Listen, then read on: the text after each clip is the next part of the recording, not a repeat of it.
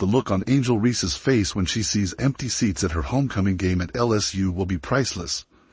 Right now, $29 tickets for her Chicago Sky against Brazil exhibition game are sitting unsold, while Caitlin Clark's identical matchup is commanding thousands on the resale market. Picture this: Clark and the Indiana Fever returning to a packed house at Iowa with fans who paid premium prices, while Reese faces rows of empty seats despite bargain bin pricing. We've got all the screenshots, sales numbers, and receipts surrounding this embarrassing ticket situation that has Angel absolutely furious. Can you believe what just happened in Iowa? What we're seeing isn't just another basketball game announcement. It's a full-blown phenomenon that has the sports world buzzing.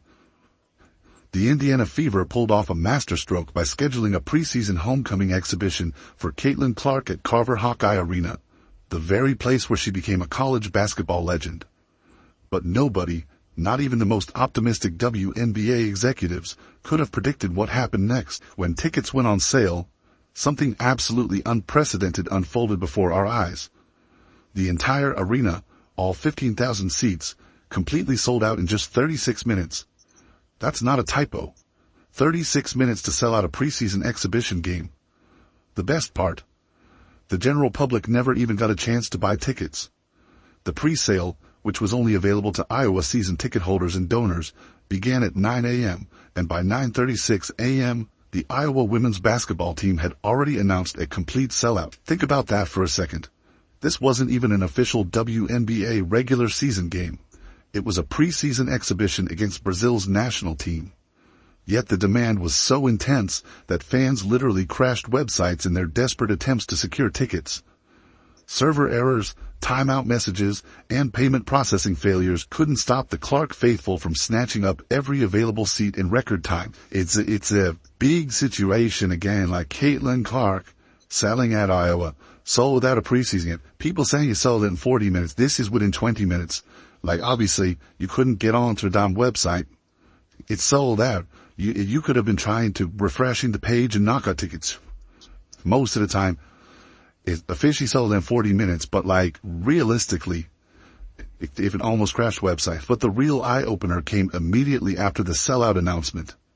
Within hours, literally hours, the secondary market exploded in a way we've rarely seen for women's basketball. Tickets started appearing on StubHub, Vivid Seats, SeatGeek, and other resale platforms at prices that would make your jaw drop. The numbers tell a story that's almost hard to believe. The cheapest resale tickets, the nosebleeds, the seats behind pillars, the ones where you need binoculars to see the court, started around $509. Let that sink in. The worst seats in the house were going for more than $500. And the prices only climbed from there, with decent lower bowl seats quickly reaching into the thousands. For the true Clark superfans looking for courtside experiences, the prices reached truly astronomical heights. Some premium courtside seats hit $4,746 per ticket, a price point that exceeds what you'd pay for many NBA playoff games. We're talking nearly $6,000 to watch a preseason exhibition game. If that doesn't perfectly illustrate the Caitlin Clark effect, I don't know what does. What we're witnessing is nothing short of an economic transformation in women's basketball. These aren't just impressive numbers for the WNBA. They're impressive for any sports league. Fans aren't just willing to pay to see Caitlin Clark play. They're willing to pay premium prices that would have been unthinkable for women's basketball just a few years ago. The business impact is undeniable. Clark isn't just filling arenas. She's creating a secondary market frenzy that rivals major concert tours. She's not just drawing casual fans, she's creating a fan base willing to spend serious money for the privilege of seeing her play in person. And remember, this is not even a sanctioned match. This is an exhibition game. The frenzy around Clark's return to Iowa stands in stark contrast to another homecoming happening that same week. Did you know the Chicago Sky scheduled the exact same opponent for Angel Reese's return to LSU? The difference in ticket prices between these two games might be the most brutal reality check in women's basketball history. Well, so, what I did not know is, the Chicago Sky is playing the Brazilian national team. Angel Reese is playing the very same team the Indiana Fever are playing. While the Fever's exhibition game created a secondary market frenzy, The Chicago Sky expected similar magic to happen when they announced their own preseason matchup against Brazil at Louisiana, but instead of websites crashing and fans scrambling for seats, they got crickets. Absolute silence. The kind of quiet that makes you look around the room wondering if someone's going to say something. Let's talk about these ticket prices for a second. Right now, you can grab tickets to see Angel Reese's homecoming game for just $29. That's including taxes and fees. You could literally take your entire family to see her for less than what some people spend on dinner. Meanwhile, across the basketball universe, the cheapest resale tickets for Clark's Iowa return started at roughly 17 times that amount. I did not realize that the Chicago Sky were also playing the Brazilian national team at LSU. Oh my goodness. Ha ha ha ha ha. But here's where it gets really embarrassing. Those $29 tickets, they're still available. Days after going on sale, seats remain unsold throughout LSU's 13,000 capacity arena. No mad rush. No sellout announcements. Just plenty of empty seats waiting for fans who apparently aren't that interested in coming. The situation gets even stranger when you look at the secondary market. While most tickets float in the 30 to 6 range, some suspiciously high-priced listings have appeared on resale sites showing tickets at an absurd $8,000. These outliers stick out like a sore thumb among the sea of affordable options still available directly through the box office. It's almost as if someone's trying to create the illusion of demand where none actually exists. Maybe Angel Reese is scalping her own tickets. Premium seating tells an even more painful story. Want to sit in a great section near the court for Reese's game? Those tickets are going for just a little over $100. Similar seats for Clark's game. Those reached into the thousands of dollars within hours. Basketball fans haven't missed this stark contrast. Social media has been flooded with side-by-side comparisons showing the two ticket situations. Screenshots of empty seat maps for the LSU game sit next to sold-out sections for Iowa, prompting comments and memes that must be absolutely mortifying for Reese and the Chicago Sky organization. 2 sections down, $29 for tickets. They got tickets way down here, next to the court for $120. So clearly somebody's trying to publicly save Angel Reese's ass. The market response is particularly devastating, given Angel Reese's very public claims about her own star power. Remember when she boldly stated, "People watch women's basketball for me too"?